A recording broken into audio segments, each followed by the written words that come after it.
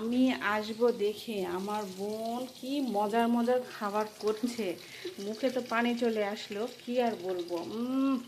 দেখেন কালারটা কি সুন্দর আসছে, আর এই যে এত সফট হয়েছে কি বলবো আপনাদেরকে। আমি তো আর দেরি করতে পারছি না, এই যে চাটনি বানিয়ে রাখছে, এখান থেকে তুলবো আর খাবো।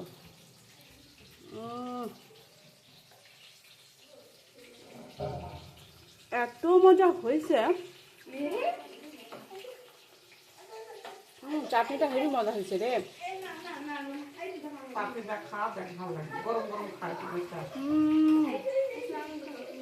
ওয়ালাইকুম আসসালাম মা।